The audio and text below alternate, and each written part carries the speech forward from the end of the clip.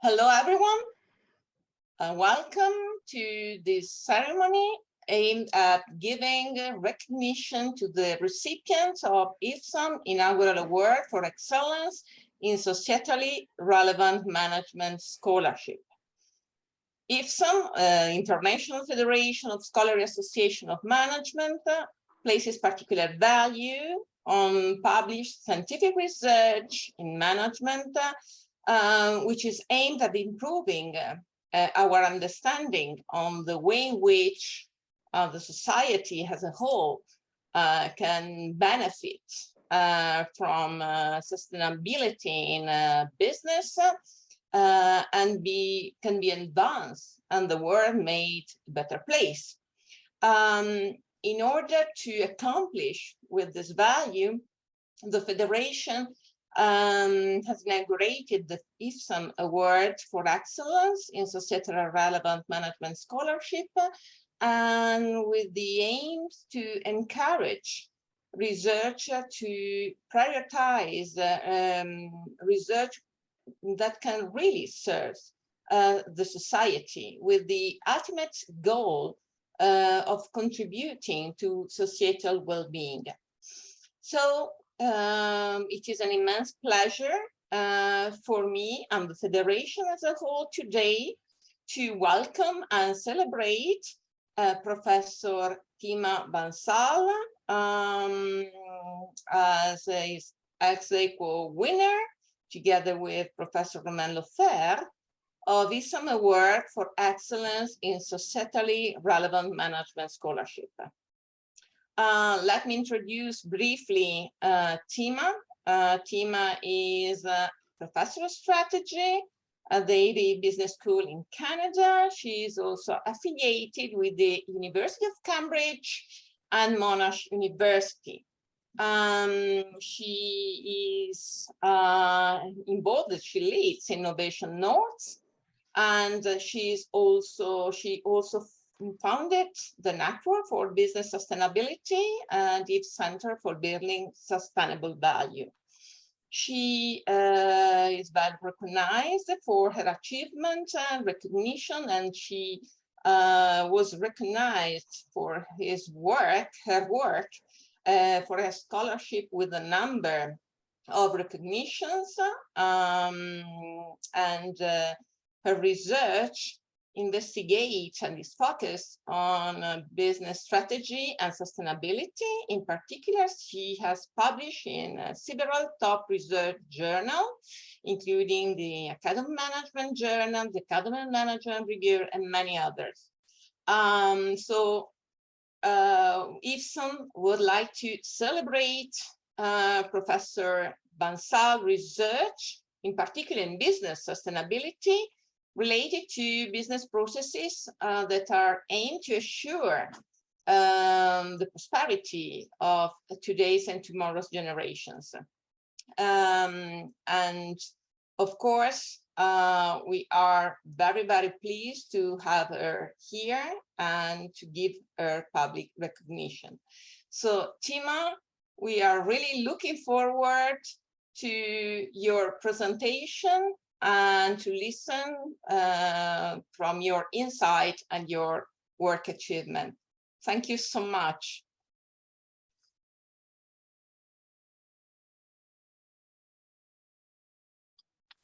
Elisa, thank you very much. And I do want to also thank IFSAM for this award for societally relevant research.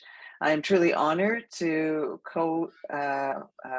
co-receive this award with Romain Laufer, and I think that this is a really treat. So it feels like a lifetime achievement award, and I don't feel like I have yet reached the end of that lifetime achievement, but I do very much appreciate it. I wanted to spend maybe about 15 minutes speaking to less the past and more about the future, and where I think the opportunities lie in this area. And I want to start by saying that it was in 1995, which is almost 30 years ago now, that I went to my first Academy of Management meeting in Dallas, and just walking around really feeling like a fish out of water. And I think that many of you who have been working in this area of societally relevant research for a while in the business school understand that feeling where there's lots of people talking about profitability, you know, thinking that there's much more to business than this, and what is that role of business? And so since then, I've been on a journey, and this journey has really been about forging my own path to some extent and saying, what is it that's important to the type of work that we do and what makes it unique? And what I believe is that we have, in some ways, been arguably, and this is somewhat with some provocation, been co-opted by a lot of what the business school does typically.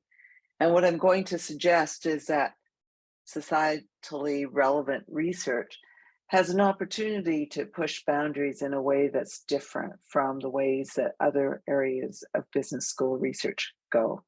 So that's my starting provocation. I'm going to share my screen. Elisa, can you see my screen? Yes, I Great. see it very, very well. Good. Okay. So I'm going to start with research challenges that we face. My screen's not advancing. I'm not sure why. There, that'll work.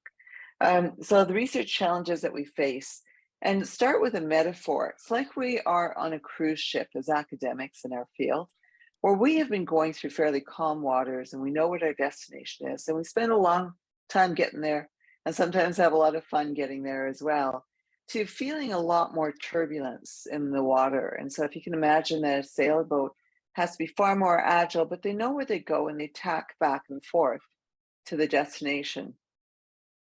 And I would say that we have to even go one step further, that the environment in which we're operating, both in terms of our research environment and the environment in which the businesses in which we're studying, is closer to this sort of analogy, that we have to move much more rapidly and we don't know the obstacles ahead, and we have to move with the environment much more quickly.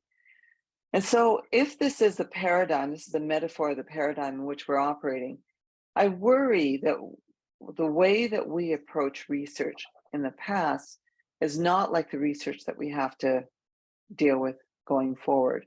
And the sorts of challenges that businesses face are things like, we know the pandemic has caused us to shift, but we're also seeing climate change issues. We're seeing issues around technology disruptions that affect society as well. But across the board, we are seeing many, many more challenges than we had. But what we are grounded in is a science-based paradigm that values objectivity, where the researcher steps back from the research that we do. And we base our research on historical data. And that historical data becomes increasingly problematic over time. And especially when we start to build models, regression models, for example, they're based on the past when the future looks very different.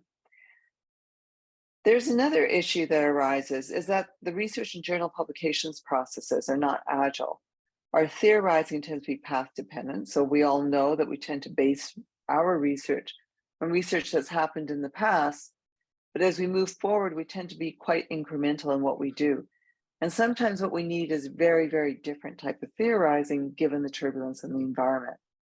And the time that it takes for publication, you'd think that we would be faster, but in fact, I would argue that time for publications are even slowing down as reviewers ask for more and more, or editors as well, ask for more and more changes in the journal, in the articles that we write, as well as a number of revisions that we have to do.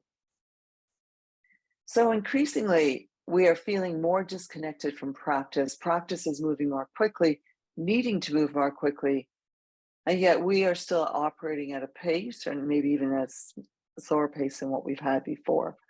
And so I would argue that researchers need a new language to speak to business challenges. I meant to say new theory in creating a sustainable future. And I would argue that it lies in systems thinking. Now, there may be other theories that are out there that are salient, but systems thinking, I believe, is one of the important answers. And that's where I'm going to take the rest of the talk. So for research, I believe that there's an opportunity to do more systems theorizing. I always ground my definition of sustainable development in this definition that was coined in 1987 by the United Nations World Council for Environment and Development. And even 35 years on, it still feels very salient. The definition for sustainable development is economic development that meets the needs of present generations without compromising the needs of future generations. And there are some key elements to this definition that I think are important. We're basically saying that the needs of people today should never exceed, in terms of its natural resource requirements, those of the needs of tomorrow's generations. And if they do, then we will not be able to meet the needs of future generations. So in meeting today's needs, let's ensure that they fit within natural resource constraints. So within this definition are some systemic tensions. There are tensions across domains. We have to balance the needs of humans versus the needs of natural resources. And we will never meet human needs if we compromise natural resources. We're asking for, there's tensions across levels. Ultimately, sustainable development is meeting the needs of the planet and societies worldwide. And so it's macro level outcomes for individual and organizational actions. And so individuals and organizations have to act for sustainable development in the planet. And that requires us to recognize that there's tensions across different levels of analysis. No single person's needs should ever exceed the importance of meeting others' needs, and individuals and organizations, businesses need to act. That's across time. So we're looking at intergenerational equity as well as intertemporal equity. And so we have to stop thinking about causal analysis and really start to recognize the system in which we're operating in.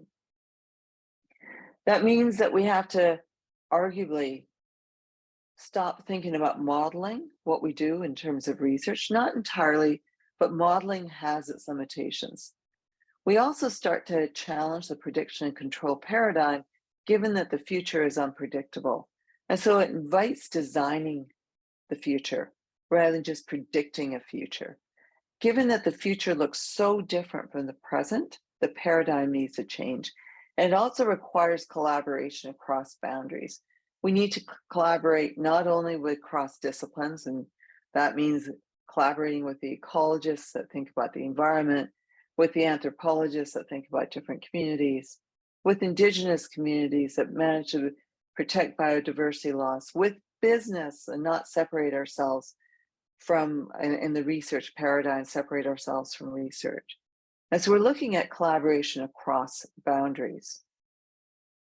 But systems thinking does not mean that the future is unpredictable completely, because systems thinking can inform resilient and sustainable systems. It just requires a very different paradigm.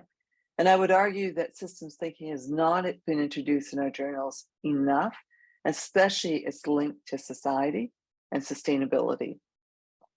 I'd like to also suggest that what we need for education is to be more purpose-driven and problem-driven.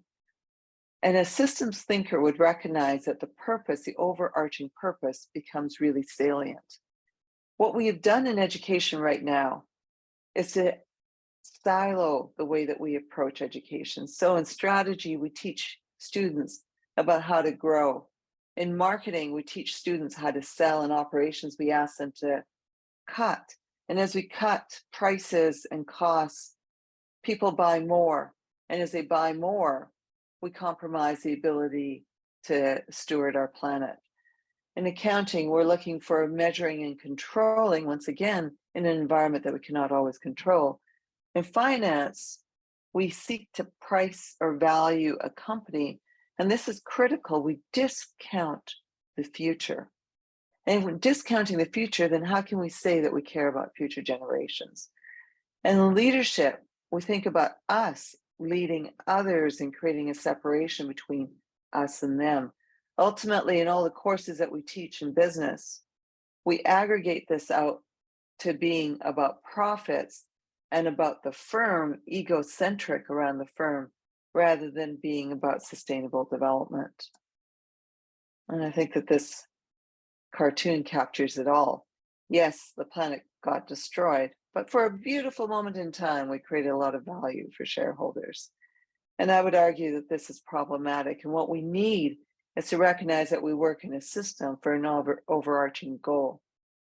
And when we're problem-driven or purpose-driven, we recognize what it is at the systems level and that we each play a role in making that happen. And that would change the way that we approach education once we realize that we should take a more systems approach. And then for practice, I would argue that we need to co-create forward, and we need to co-create with practitioners. Our paradigm that we have right now in research is if we were in the present right now, what we do is we model from the past, and then we forecast from the past into the present.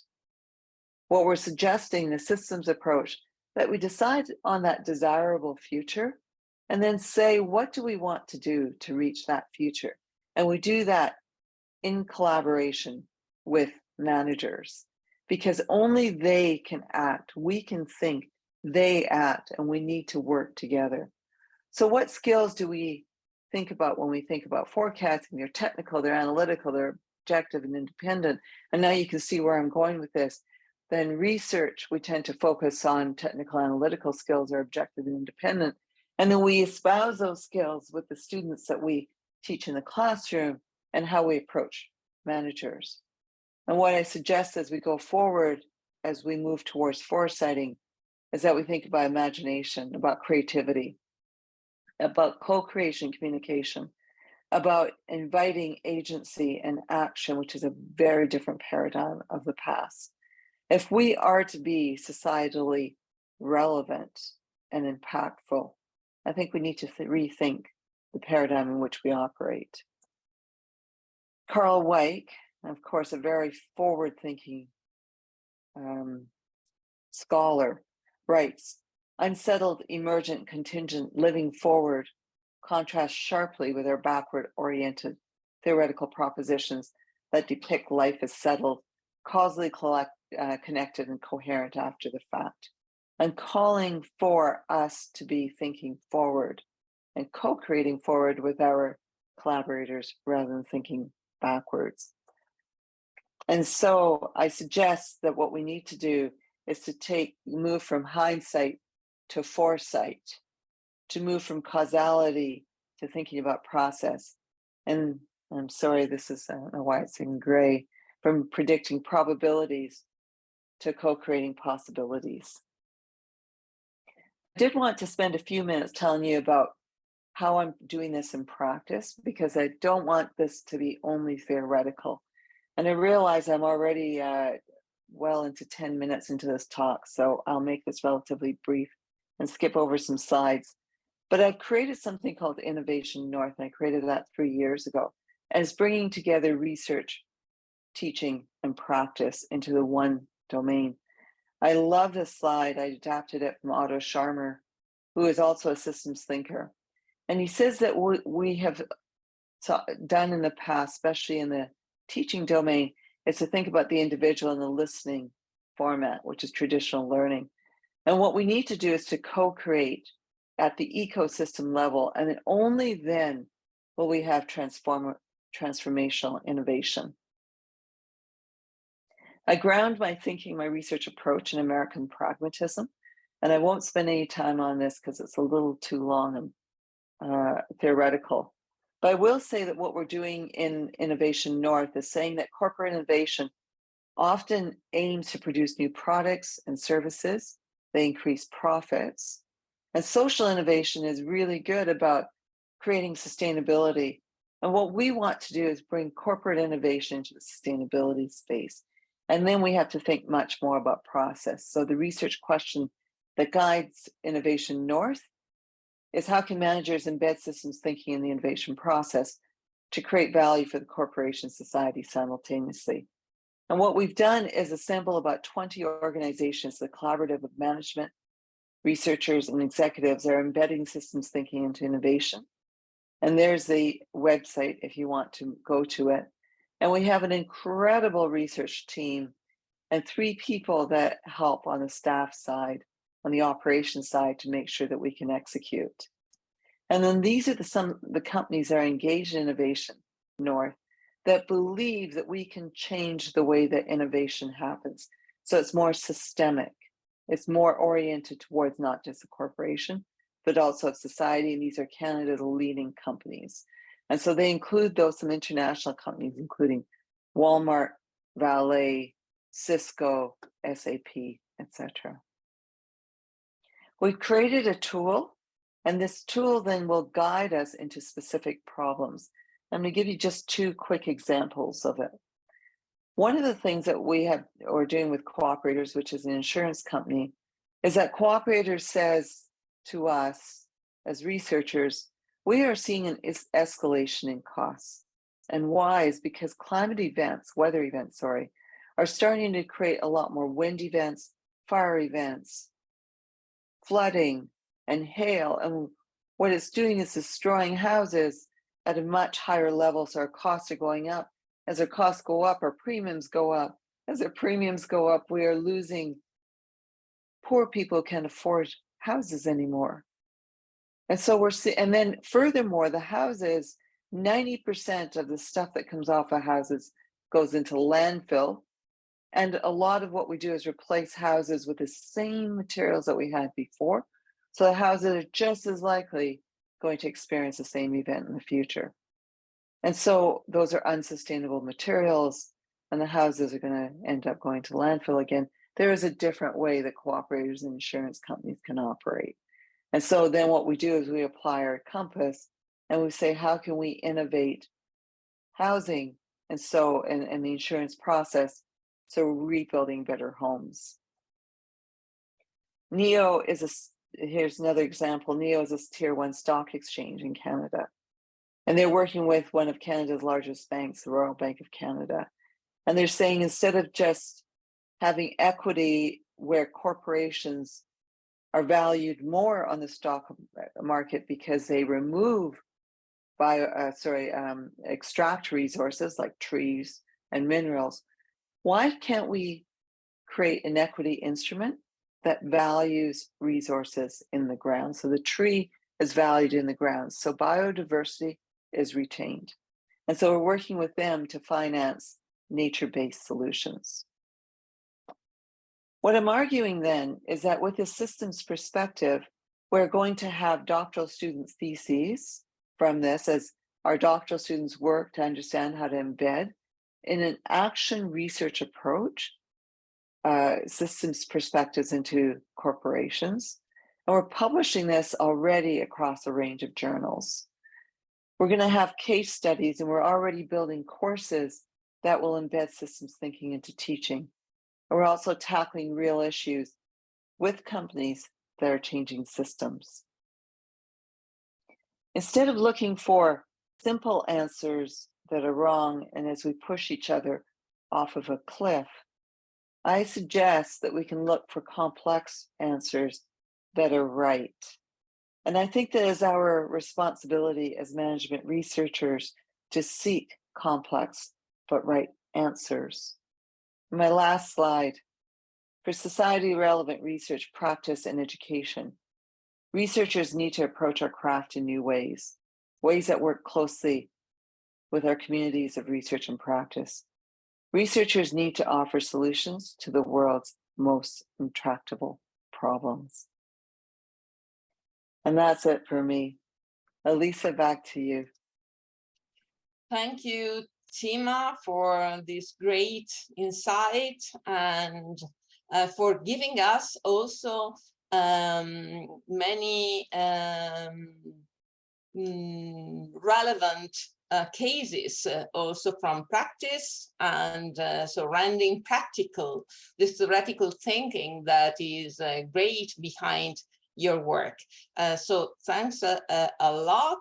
And I really would like to open the floor to the audience in case some questions are going to be posed to you. It's a great value to have the possibility to have Tima with us, responding and available for any kind of question or her work as perspective, in particular the system thinking perspective. Any question from the audience? I have one. Tima, you said something about the traditional perspective related to sustainability, but I would like to listen to your point of view regarding why research hasn't been fully embracing sustainability until now in reality. So Elisa, I think that the business schools have started in this area of societally relevant research. And then it was only over time that I think that we've diverged from it and that profit became the main motive of our main purpose of business. And I would argue that in the last, well, since I've been working in this area, there has been, especially in the last 5 or 10 years, an explosion of interest in societally relevant research. And so, if anything, I think that the profit paradigm started to dominate, especially with the neoclassical view of economics in the 70s and 80s, 90s. And then more recently, people have questioned whether this is serving us well. And I think that there's clearly better awareness of the issues in the world. I think that as faculty members also, we just understand the issues better, but then also, and this isn't necessarily a good thing, but we're starting to see the front end of the wedge of issues around climate change, and we're seeing them on a day-to-day basis. So I think faculty members are starting to find our voice, but we're also seeing a lot of pressures from students. They're saying, we want something more than just more profits. And we're at business school to learn about good management, not just about good business. Does that answer your question, Elisa? Thank you. Martin, the floor is yours. Thank you, Elisa. I'll lower my hand first because I always leave those up for hours after I'm meant to stop talking. Tima, thanks for the fascinating presentation. I've heard a few things this Congress, not least from your award winner, Romain, a couple of days ago, about the history of management thought, and being at Lancaster University where soft systems methodology was developed. And my Department of Management Science, we used to be the systems department back in the 60s and 70s. Obviously, systems thinking of a certain kind was very popular and fashionable and important in that era. Can you say something about how this version of systems thinking that you're talking about is different and relevant to now? One thing, Martin, I will never assume is that mine is better than I'm standing on the shoulders of true giants. One thing that's been fantastic about systems thinking is that it isn't just in business schools or management departments. It cuts across all disciplines. It's arguably a meta theory, and you can see it in ecology. You can see it in architecture, in public health, across the board. I think that we have thought about systems, and arguably there's various different approaches to systems thinking, and so why hasn't it gained traction? And I think that part of the reason that it hasn't gained traction is that we have sought we've sought to apply systems thinking in the science-based paradigm. And so it's sometimes even called systems science.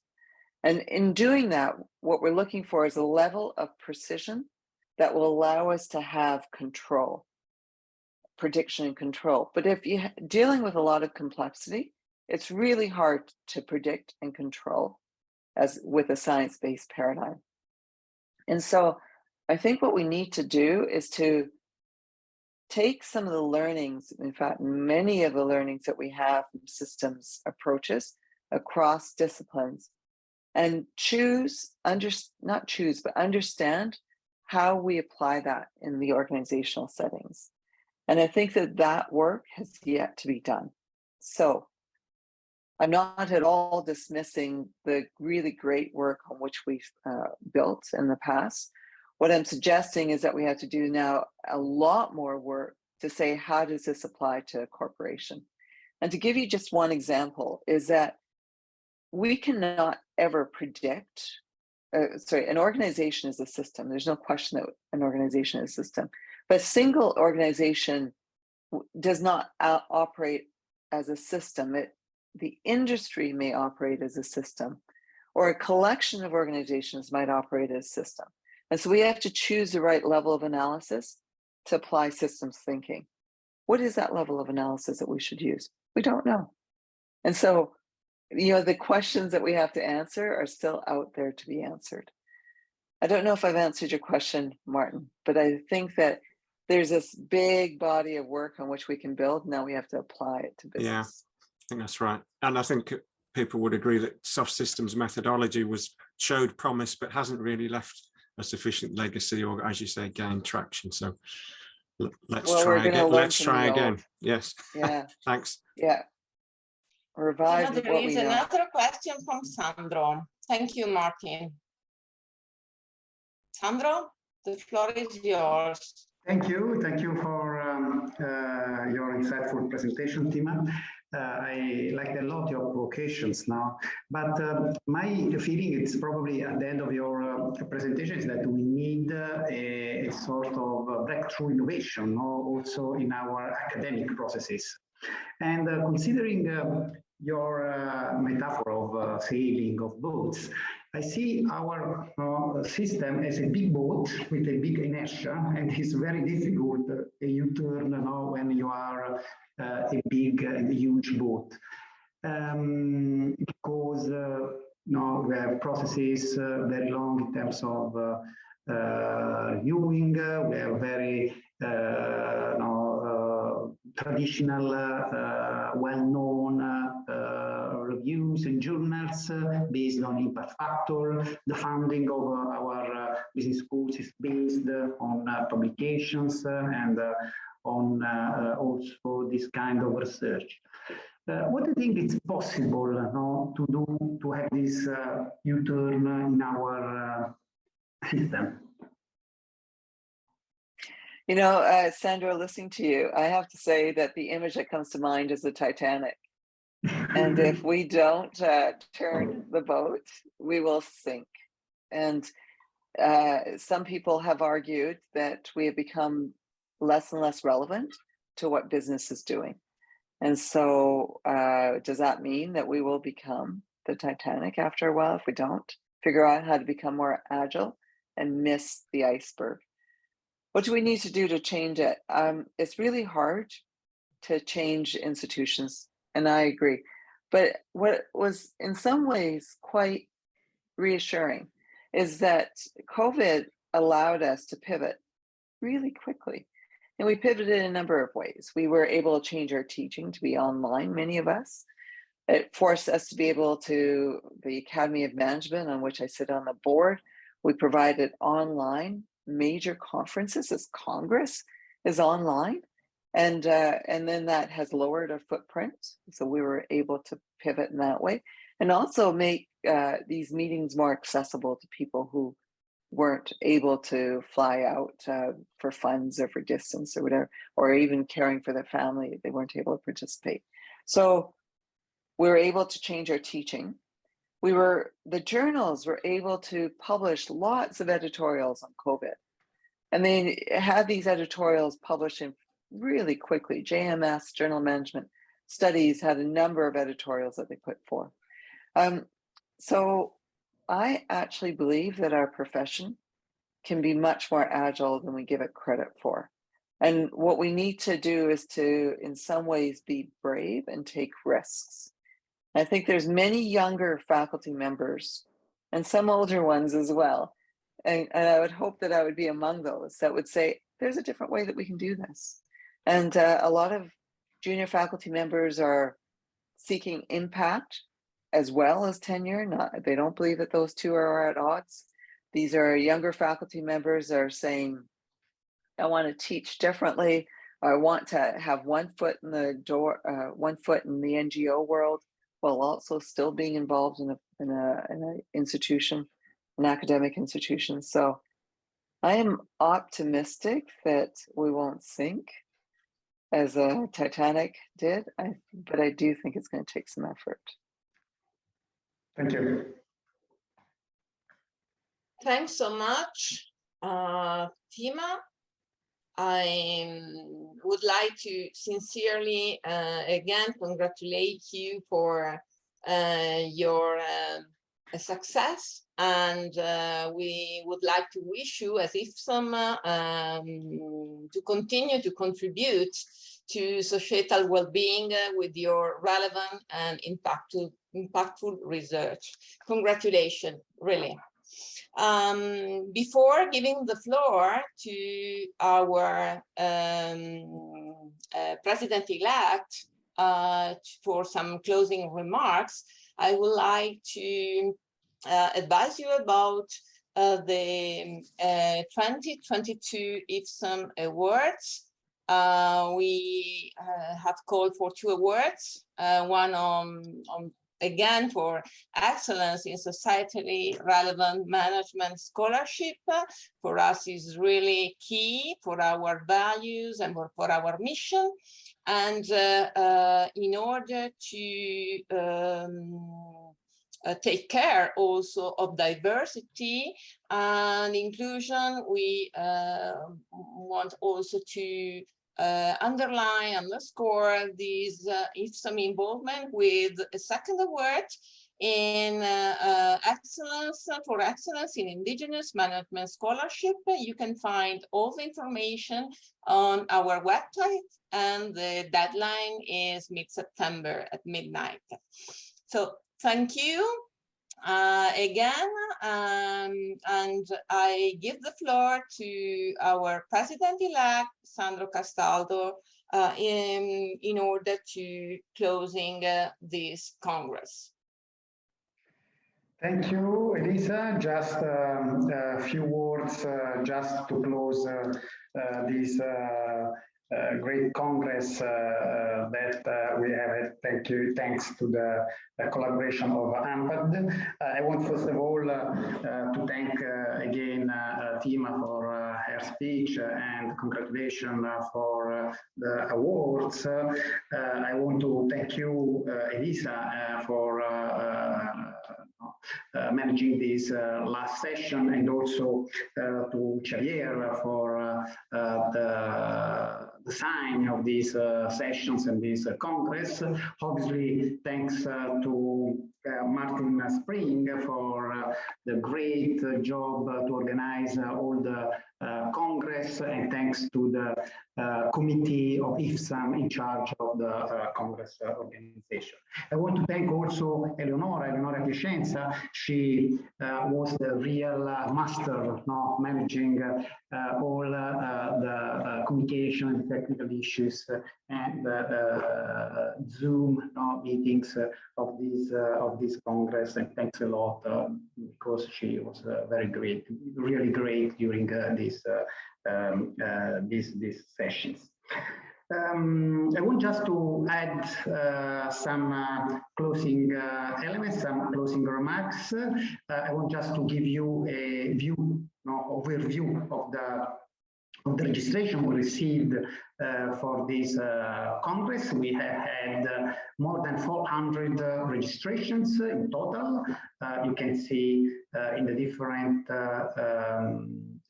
sessions we received from 200 to 300 registration, but in total we have had 436 participants from about 40 countries. So the real global strength of IFSAM is really clear in this participation. As you told before, Elisa, I want to underline the nominations for the next 2022 IFSAM awards, please consider you and your colleagues. Please spread the voice and the call, because as you have seen, we have had very top scholars awarded for this first 2021 awards for IFSAM.